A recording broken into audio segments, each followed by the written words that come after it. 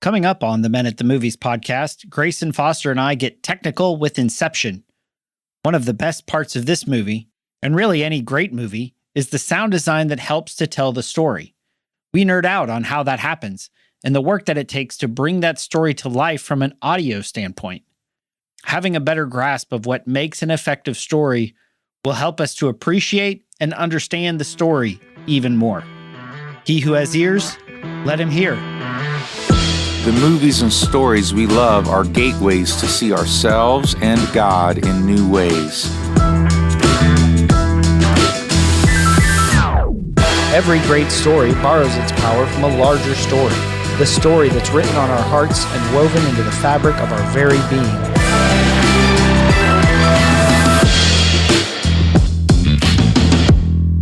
Hello and welcome to the Men at the Movies podcast. My name is Paul McDonald, and joining me from Nashville, Tennessee is Grayson Foster. How you doing today, Grayson? It was all a dream, Paul. It was all a dream. I'm doing good. How are you? Oh, great. Super excited to be doing this movie. And I think I'm actually going to have to do this movie again at some point because, you know, I mean, as the person who mixes our podcast, you know where we normally go with these conversations, right? Correct. And we're not going there today. No, we're getting a little more technical. Yes. So first, Grayson, explain, I want you to sort of explain your background in sort of the things that you do that you love to do with sort of sound creation beyond just, making music, which you do. Yeah. So besides the music stuff, one day, Men at the Movies alumni Will Branner contacted me and said he had a TV or a webisode pilot he was working on, and the audio didn't sound so great. And he knew that I kind of lived in that world and was producing music and writing music. And he said, "Is there any way you can clean this up?" So he sent it to me, and I did my best, cleaned it up, and had a lot of fun doing it. And the next project he had, he reached back out, and I was like, let's keep doing it. And that sort of grew from me just cleaning up the audio to taking a lead role in acquiring the music, mixing it, and then the most fun part, in my opinion, which is the post-production sound design. So adding in any sound that wasn't recorded on set in order to tell the story better. So knowing this and sort of wanting to get in this technical aspect, technical understanding of movies, I asked Grayson, I was like, Grayson, when you think about a movie that you're like, this is an awesome sound design, Inception was the one that you're like, let's do this one. And Inception's a great movie, great story. I do want to do this one day and talk about all the themes and everything that it sort of reveals in us, and just an amazing cast, an amazing story. It won 4 Academy Awards: cinematography, sound editing, sound mixing, and visual effects. It should have. I mean, the things that it does are amazing. But if you're outside the understanding of how are movies made, what's the difference between like sound mixing, sound editing? Most time people think about sound with a movie, they think of the soundtrack, right? Right. Yeah. You have a lot of facets that go into that. You have the sound mixer is generally used as a term for the person who is on set mixing all of the live audio. So the booms and the lav mics and things like that. And then you have the sound designer or sound editor. A lot of the times, those roles can be combined very often, editing the dialogue, the onset, and then also adding anything else that needs to tell the story. And then you usually have the remixer, or also would be just a mixer as well, who takes all of those things, soundtrack, Foley, which is sound effects that are recorded outside of the live audio, usually done in like a very big studio, the mixing the sound design, mixing the dialogue. And so they kind of glue all that together and give you the sound experience to accompany, hopefully, what beautiful visuals the director and cinematographer have put together. From a technical standpoint, winning both of those audio awards and the cinematography award, that's That's a pretty big deal. Yeah, one is extremely technical. The sound editing is very technical. And sound design is a little more creative. In that team, Richard King, who does the sound on a lot of Christopher Nolan films, and then Christopher Nolan uses Hans Zimmer a lot as well. So they've repeated a lot. Richard King himself, he won for Christopher Nolan. He won Dunkirk, and he won for Dark Knight. And then he also, I do believe that you've done this movie as well. He won for Master and Commander. Oh, I haven't done that movie yet, actually. Oh, you haven't? Oh, that's a good one. That's actually, I think we've done the first two, haven't done that one or something. Or if you look at this most recent year of the Oscars, Top Gun Maverick won for the best sound. That's right. I kind of thought All Quiet on the Western Front should have won, though. How come? I don't know. I mean, the Top Gun jet engine thing, I feel like, has been done before, and they literally recorded jet engines, which, congratulations. It sounded awesome. It felt cool. It's a movie theater movie. Oh, yeah. I thought that All Quiet on the Western Front did a better job of making you really feel like you were there. And again, it all comes back to accompanying the visual as well. Right. And I thought it did a phenomenal job of that. I know we're getting super technical, and I'm sorry if you guys who are listening, you're like, this is a little boring. We're going somewhere with it. We got to sort of lay the foundation for what gets Grayson excited. And I think it's important to understand what is the distinction between the sound editing and sound design. So imagine I sit down and I've just been delivered a project to work on. And so I'm seeing the short film, the film, whatever it is, and I have the accompanying audio that was recorded on set. As a sound editor, my job would then be to make that audio that was delivered to me sound as good as possible, cut out anything that the director doesn't want, and make the dialogue as crisp and as clear as possible, or anything else that was recorded on set. And then when you put on the sound design hat, that's more, okay, in order to tell this story, what sounds do I need to add?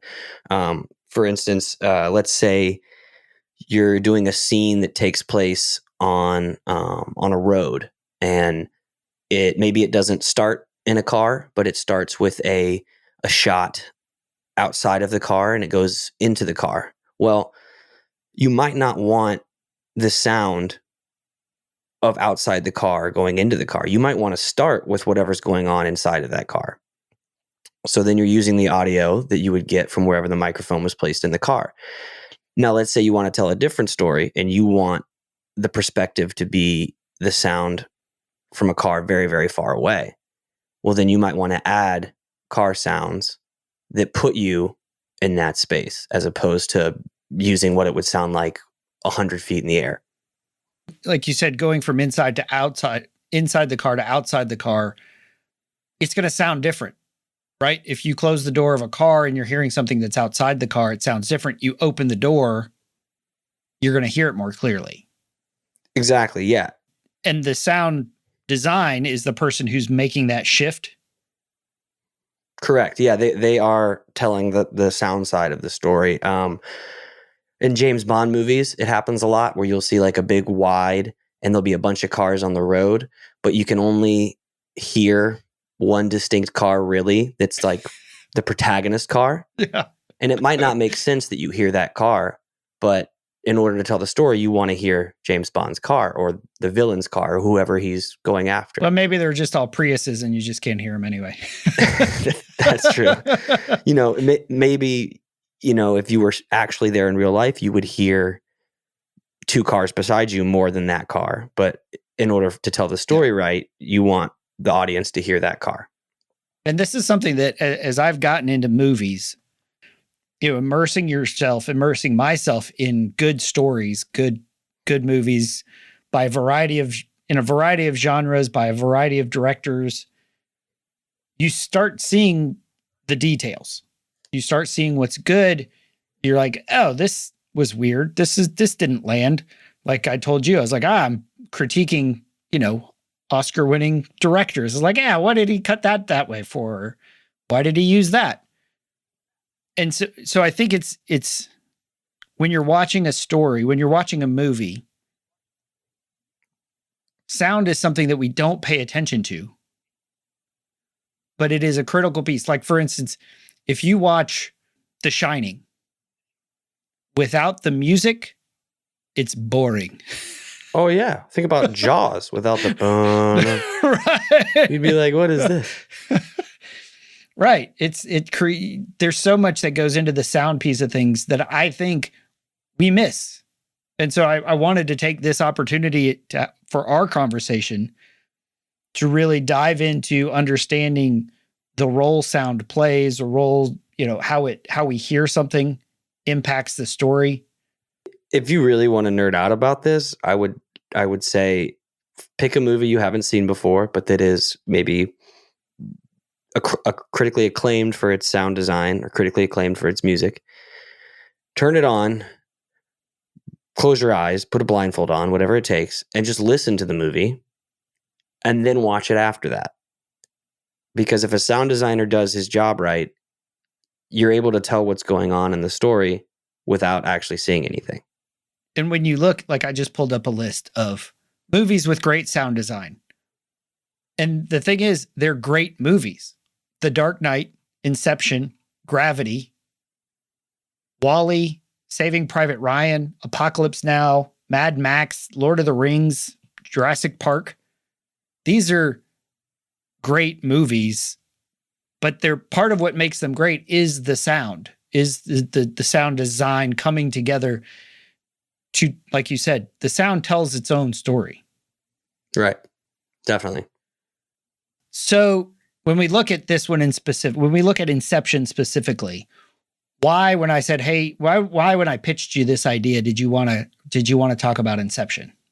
It presents an interesting challenge to a sound designer. I would ask you the question, do you remember the last dream you had? Yes. Yeah. You can remember the dream. Okay. Can you remember what, vaguely what was going on in that dream, the people that were there? Yeah. Okay. Do you remember what that dream sounded like? Yeah. Really? I don't know. I felt like I was supposed to say yeah. Well, I would be, yeah. Because I'm thinking of like these dreams is like, I've had recurring dreams of playing golf with Tiger Woods. Well, that's a cool dream. It is. Super bummer to wake up and be like, that will never happen. But like, I don't remember birds singing. Right. Or people's voices in the background. Yeah. It's just sort of it's like you're in a cone of silence. Right. So I thought it'd be really cool to talk about a movie where a sound designer had to tell the story of what a dream world sounded like. What would make it different than reality and what would connect it to reality, because we obviously, when we dream, it's enough for it to be believable for the most part. And one of the goals of these characters was to create these dream worlds that were both believable, but that they could control to achieve Inception. And that's part of what makes this movie fun, is that concept of, dream within a dream within a dream, the layers. You've almost got some time travel elements to it. I still haven't figured it out yet, but I'm working on it. I went ahead and bought it so that I could get the clips, because I'm just like, I know I'm gonna watch it again, and probably even after we do this podcast, I'll watch it again with this specific focus of like you said, listening to it more than just watching it. Mm-hmm. So you wanted me to pull a couple clips, and both of them are sort of in the dream sequence, but when Leo's character, Dom Cobb. Yeah. A great character name.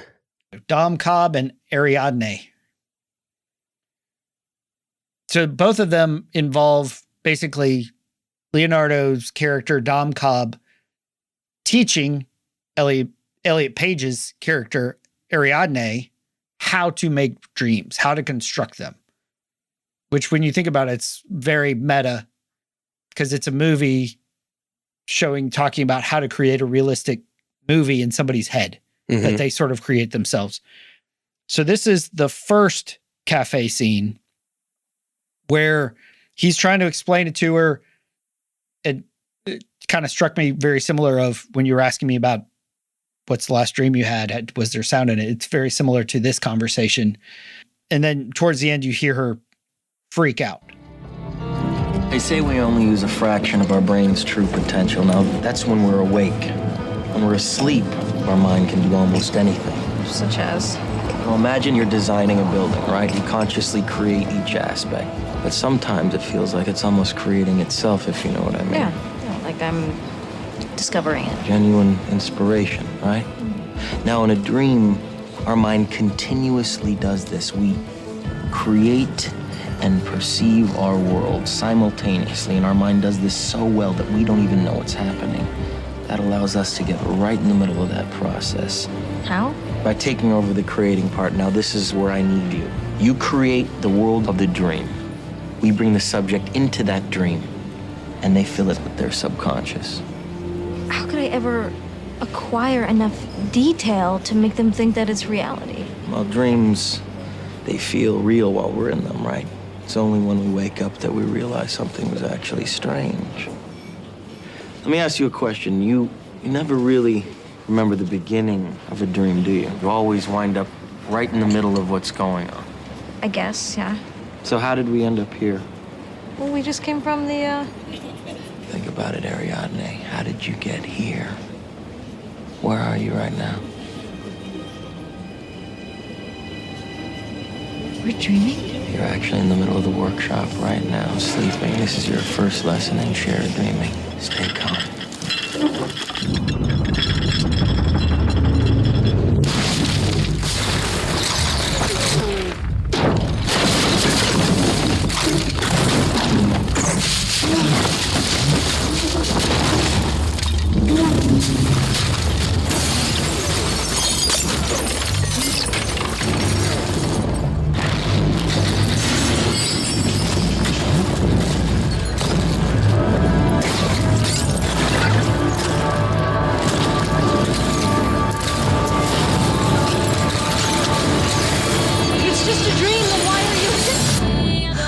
It's never just a dream, is it? And a face full of glass hurts like hell. When you're in it, it feels real.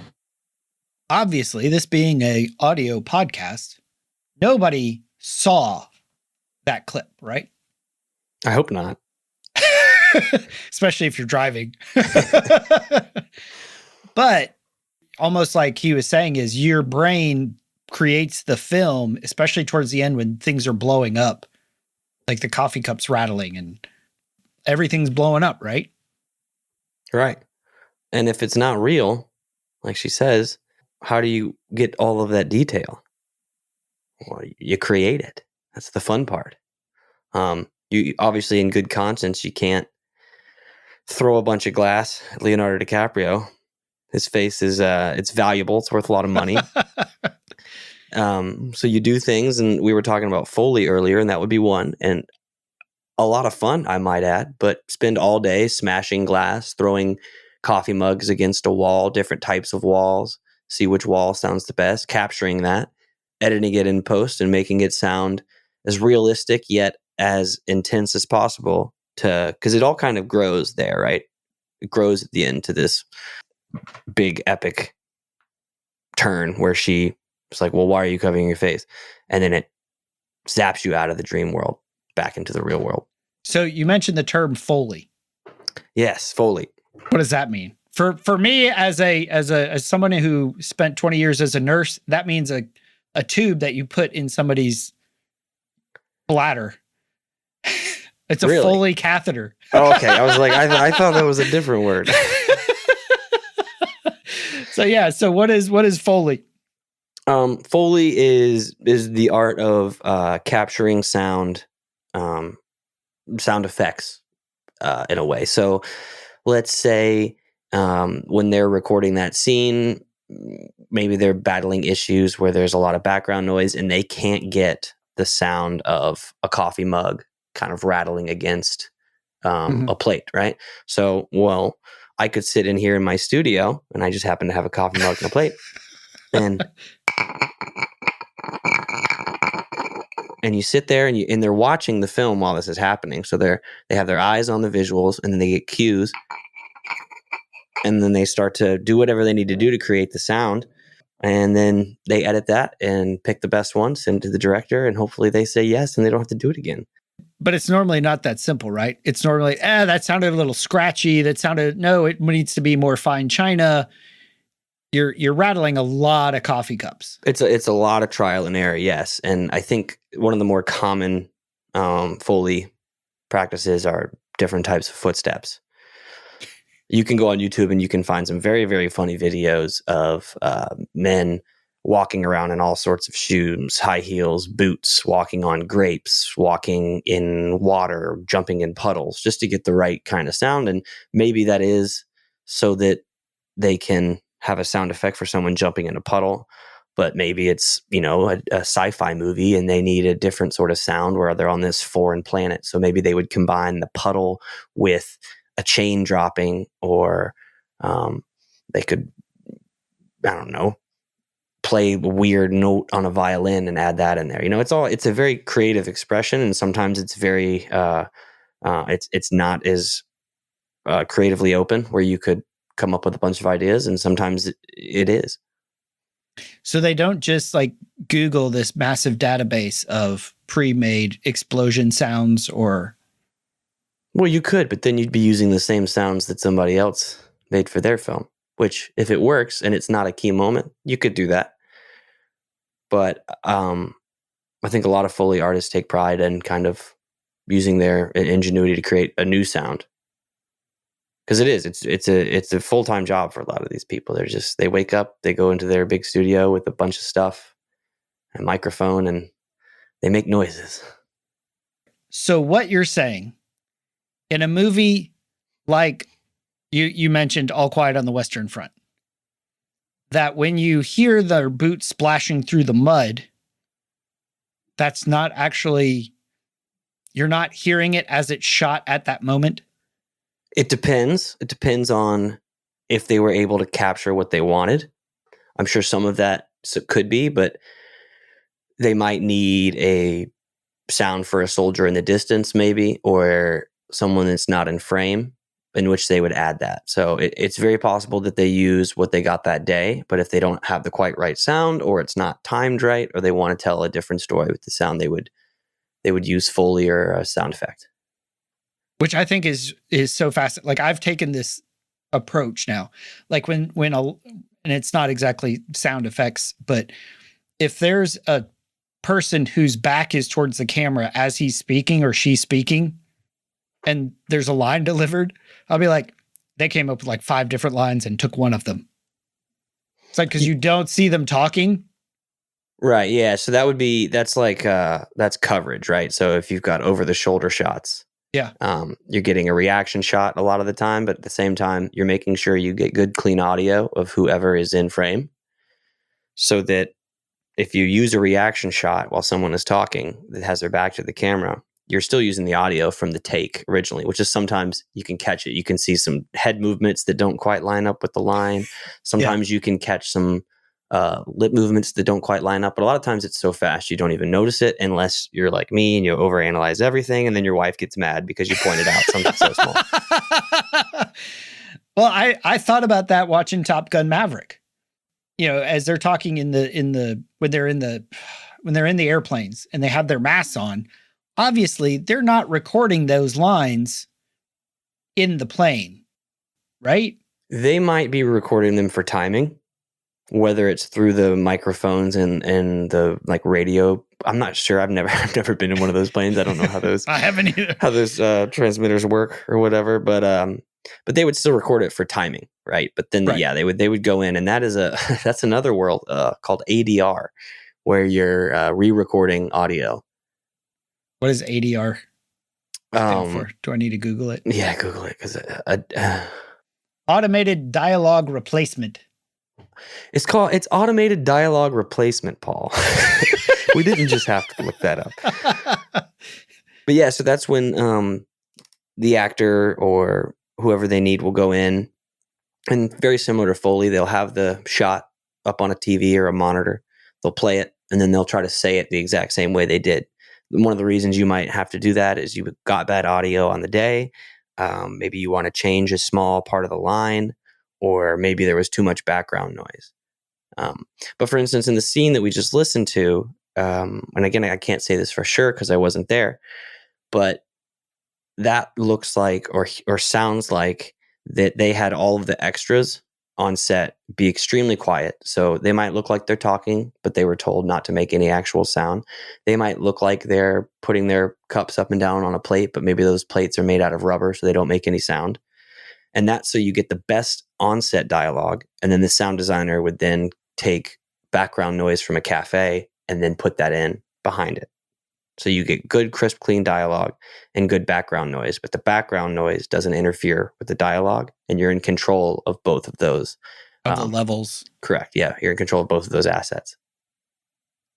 So that's super cool. I never even thought of that aspect of it, because typically it's hard to catch. I would guess it's hard to catch sound in the moment during the scene, isn't it? Depending on the scene, yeah, and depending on the shot, yeah, it can be very difficult with what's going on. And a lot of the times, like, you have big Avengers movies where there's explosions going off, and there's fog that they're cueing and stuff, and you don't want that, or you don't want the person who's cueing all that's voice in the film. So yeah, because there's somebody yelling directions. A lot of the times, yes, for safety and things like that. Yeah. It's really hard to make a movie.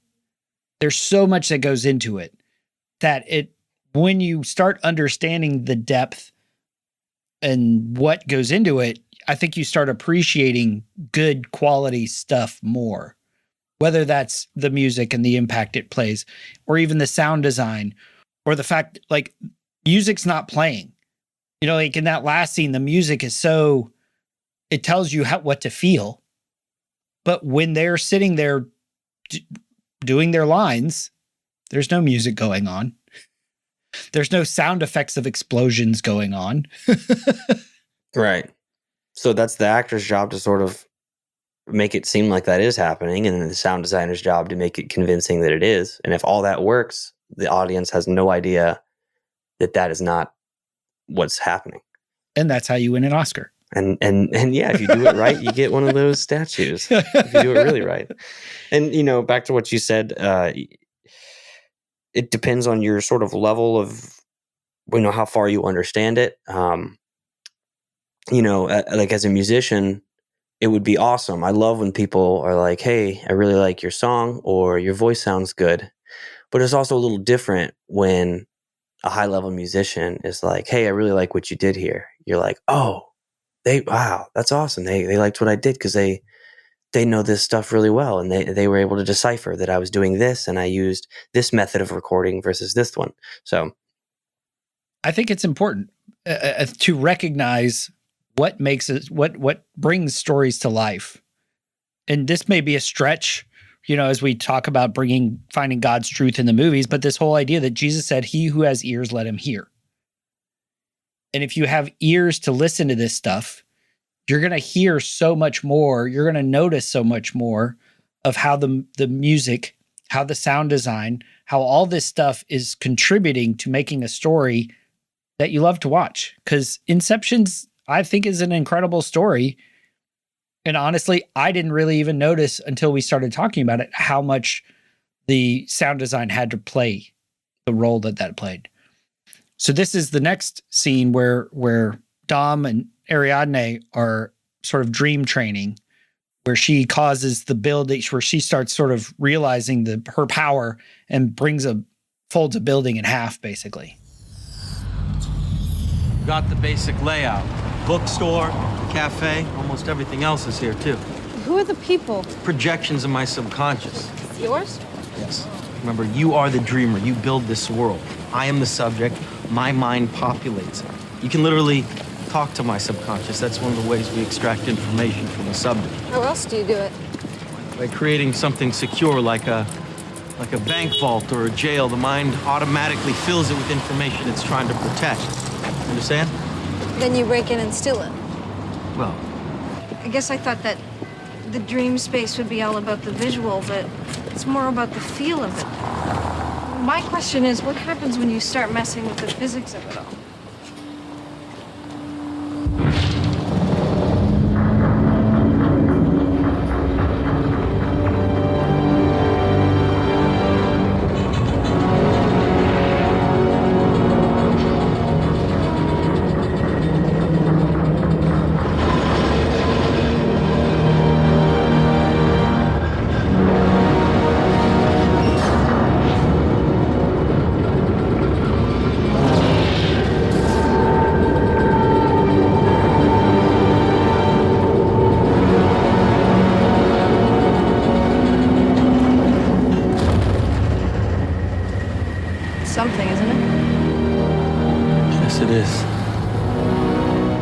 said, I thought it was all about the visual, but it's about the feel of it.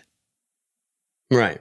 Yeah, the feel and the sound, and because that's all the things that make up reality, and you have to have all those, or instinctively you'd know something's wrong, something's up.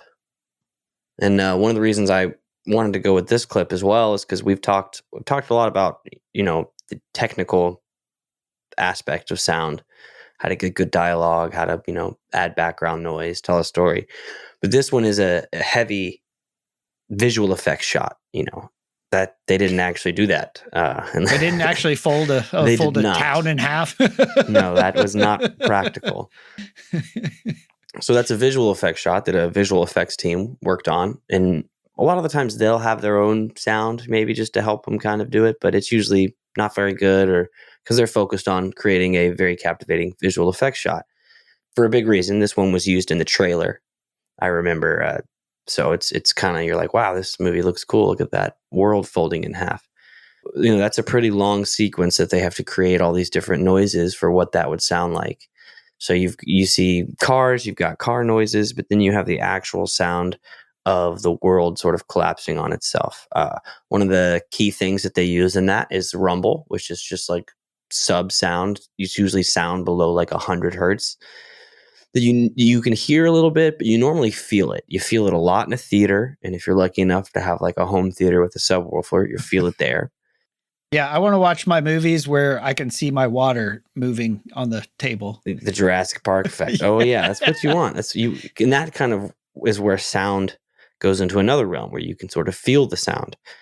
And then you have the physical sound of the world collapsing on itself, which I have watched a breakdown of this, and I remember him talking about he used a lot of metal fences, shaking, banging fences. And then there's also this pretty distinct, like almost laser-like sound right before it kind of completely collapses. And he talked about how that was, if you've ever seen like a long cable fence, if you hit the cable, it makes this really cool, like warbly laser effect.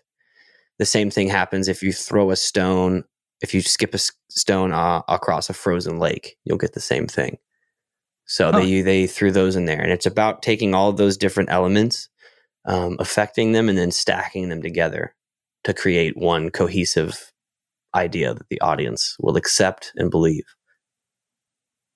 This is an audio podcast. You didn't actually see the building. You didn't see it folding in half, unless you've seen the movie. But just by hearing it, I think it serves the purpose and sort of makes the point we're trying to make today of the importance of the sound, how it means something. Because for us, for me, when I'm doing these podcasts, the clips I pull typically are dialogue. What is this scene that's powerful? But that's not all that a movie is, obviously. It's not all that goes into it. So this is obviously the highest level. Right? I mean, it won an Oscar for this. Yes. So how do you look at this, know all that goes into it, and then how do you stay inspired as you're mentioning, you're grinding, getting your songs on Spotify, you're doing this stuff. There's a gap, right, between what you see as sort of the excellence, what you'd love to do and be a part of, and where you currently are. I've felt it. I'm watching a Ken Burns masterclass on documentary stuff, and I'm like, oh my gosh, I'll never be that good. Well, he's freaking Ken Burns. Probably not. I don't know. That was a question that popped into my head of when you see something like that, you're like, because you know how hard it is to do, you know the elements that go into it. What keeps you moving towards that? A lot of it is just passion for the subject, passion for creativity. I think before Richard King won an Oscar, in the back of his head, he maybe had that as a goal or thought that was in the realm of the possibility, but I'm pretty sure that he did it because he loved it. Yeah. And there was a space for him to do something that he either was good at or thought he could be good at. It'd be interesting to go back and listen to his first film and, you know, see if it's as much of a masterpiece as Inception, or maybe the film was just like a walk and talk film and all he had to do was just make the dialogue sound good. But yeah, it's passion. It's staying in the game. That's a big thing. Not being discouraged when things don't always go right. You just have to keep trying. There's a lot of stories out there. I think we live in a world of immediate satisfaction right now, and people want virality, and people want the first thing they do to be widely accepted and to be applauded for that.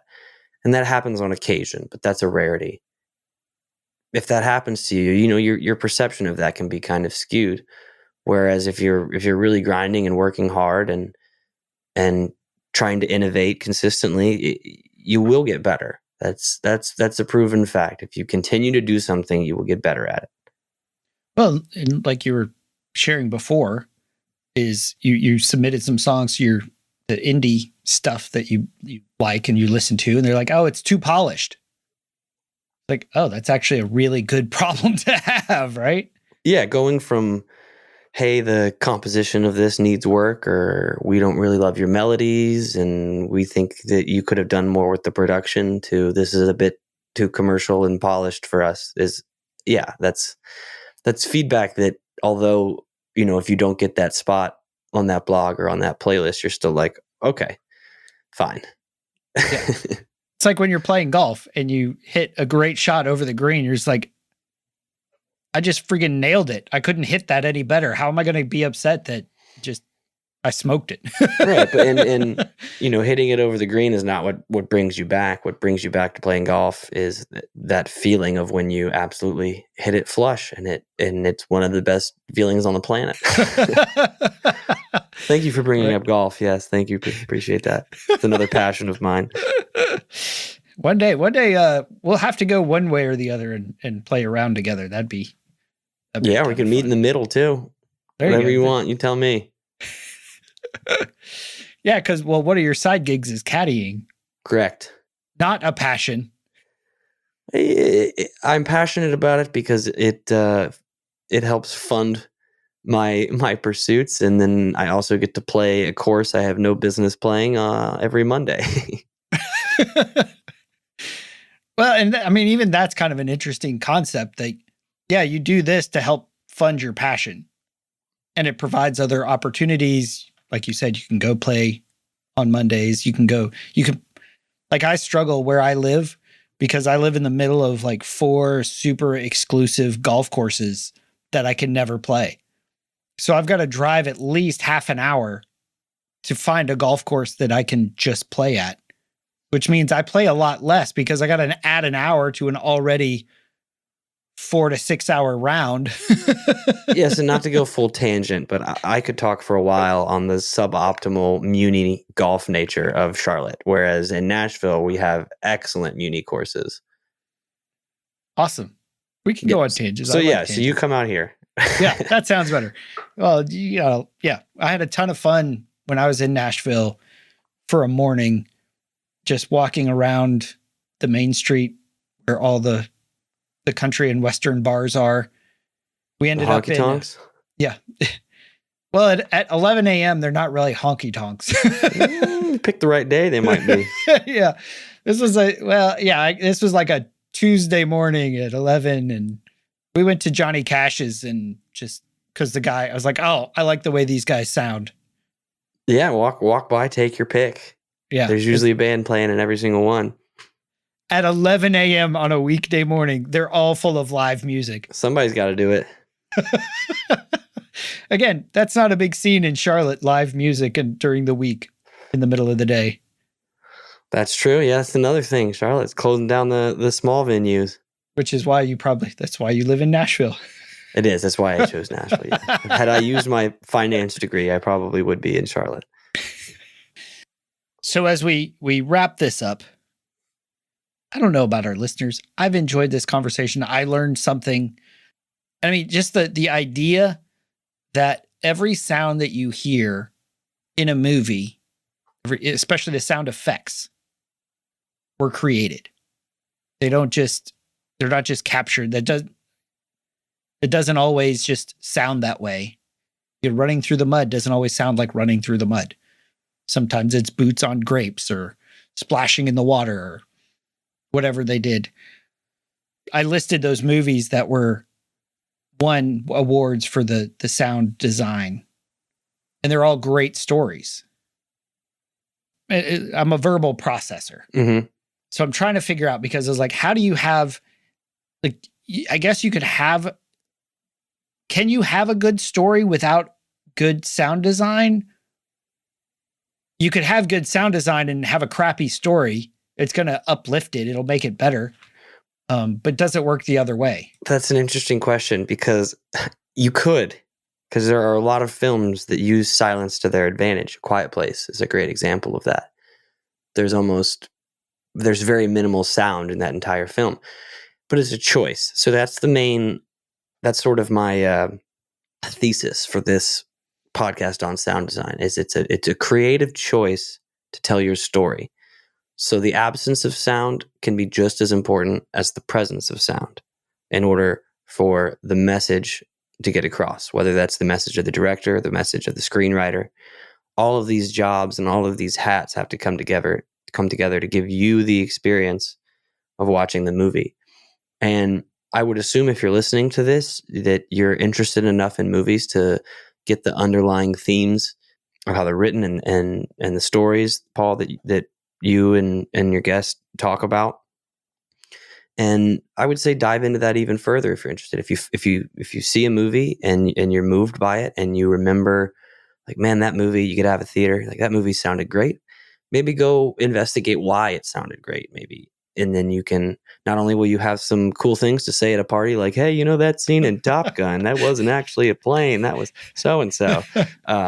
Beyond that, but you can have a better... That scene in Inception, that wasn't really a city folding in half. That was a steel cable fence. Could be like, what? Yeah, and then, but also you'll have a greater appreciation of a storytelling device, which I love. I love stories. You love stories. That's why we do this. And having a better understanding of what makes it a story and what makes an effective story, I think we're not doing our job right unless we investigate that and talk about it. The best sound designs are so immersive, you don't notice them unless you're looking for them, because you're just sucked into the story. Like, there's all this work, whether it's a book or a music or a song or a movie or a play, right? A musical, a stage performance. If everyone's doing their job well, you don't notice it. It's like watching football. If the refs are doing their job, you're not noticing them. Right? It's bad if you're noticing this guy or an offensive lineman. If they're screwing up, you only really notice if they screw up. And for a story to be told well, it does take all of these elements coming together, and you have to, like you said, you have to notice it to notice it. Because otherwise you just get sucked into that world. Yeah, totally. I mean, it's wild how far it goes. It can even go to the caterer on the day that they were shooting.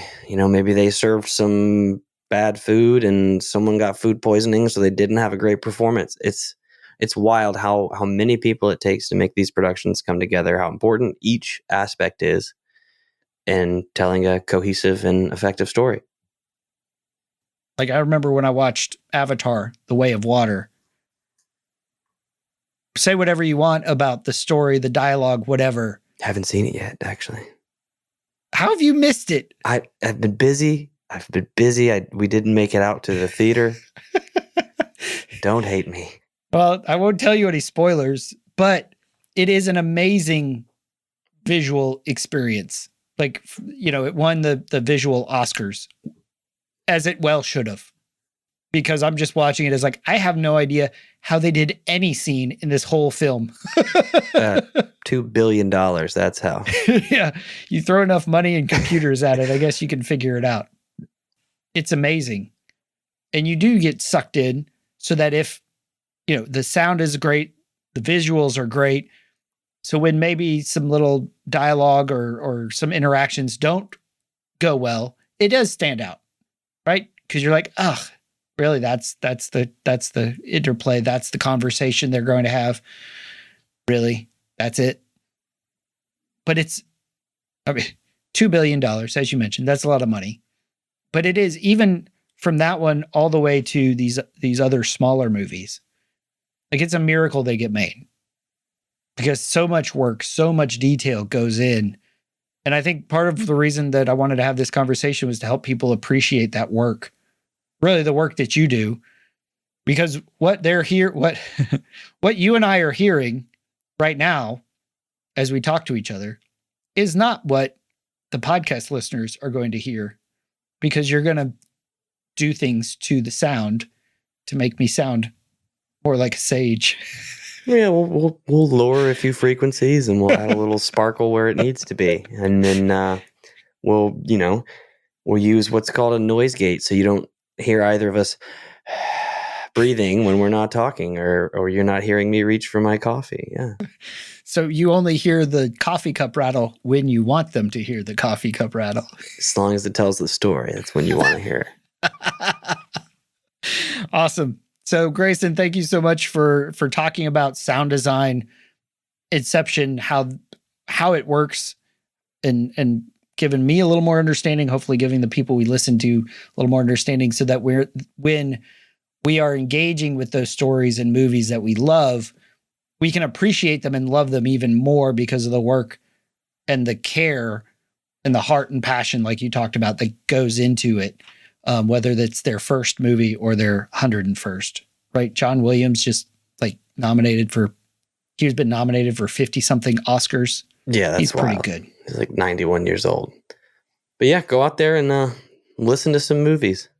So this has been Paul McDonald and Grayson Foster, sort of talking about Inception.